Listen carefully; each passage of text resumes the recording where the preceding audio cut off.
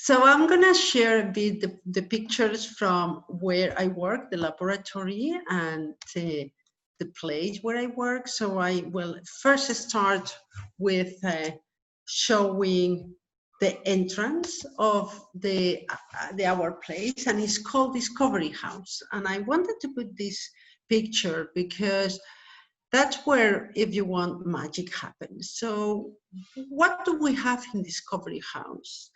First thing is we have what we call a consumer lounge, and it's like a living room where we invite people to come and share with us their experience. And it's all about getting to know people with different backgrounds, with different needs, all type of diversity that you can think of, because we want to develop and bring to market products for everybody.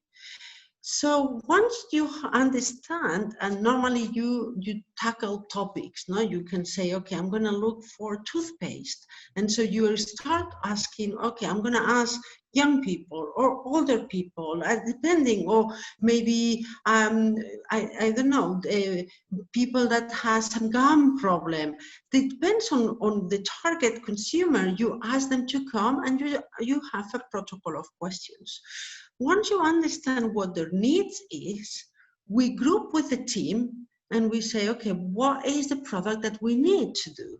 And then it's when we go to the laboratory.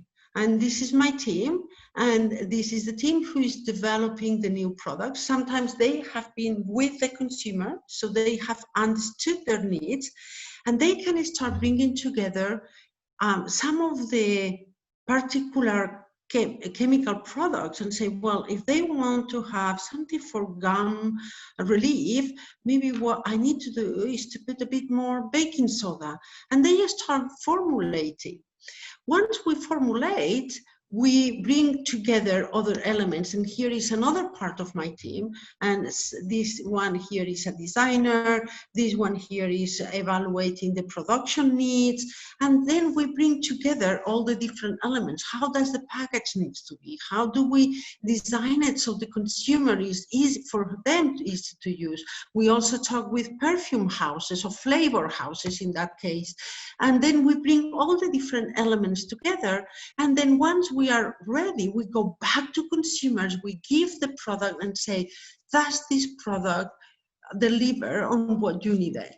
And then if the answer is yes, we start producing it, and then we launch. So that's basically the world of innovation in which I'm immersed.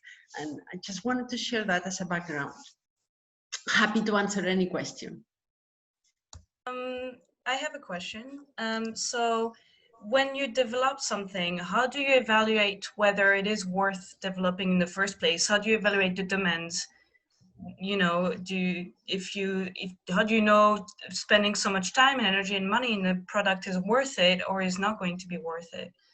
Yeah, it's an excellent question. So the first thing we do is when we detect through the questions that there is a new idea, we call it insight. Now we have a new insight. What we do is we put that on paper. We don't make product.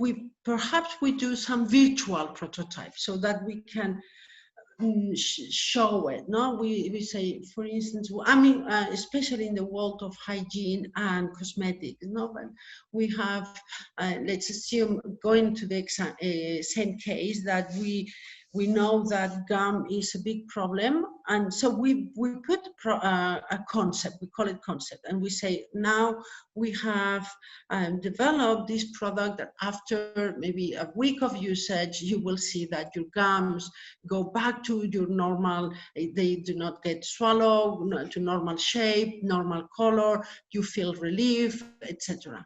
And then once we have it on paper, we send it to a group of consumers who will tell us, yes, I like it or not. And if we see that a majority of people like it, then we say it's worth it to do all the development work. But if they don't like the concept, then maybe the insight wasn't good enough. Okay, thank you. I actually have a question as well. So I'm on my last year of school and I'm applying for biochemistry at university.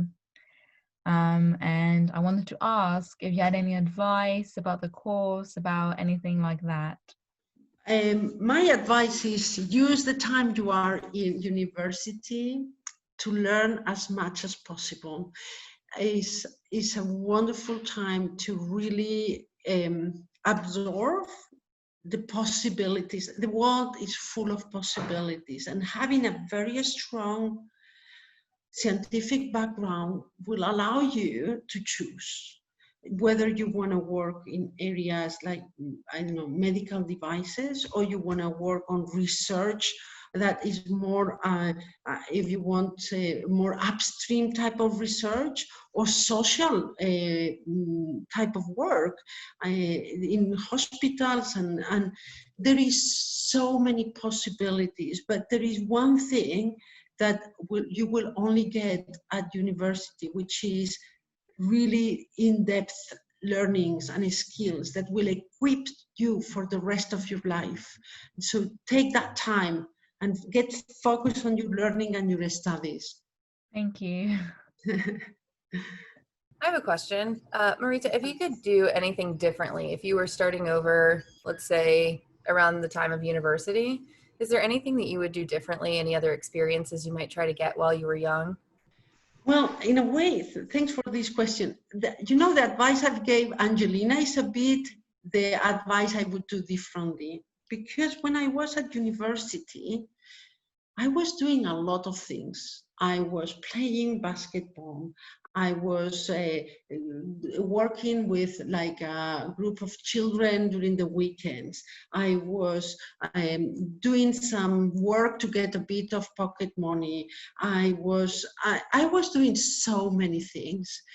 And what happens is that by doing so many things, I didn't go as deep as I think I should have gone on my studies.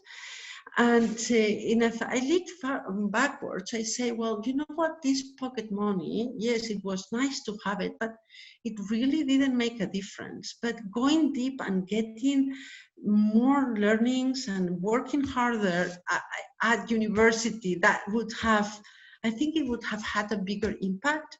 I did have good grades, but I could have had even better grades. And that's what I think, if I would start again, I really would spend more time on excelling in my university studies. Thank you. You're welcome. I've got a question.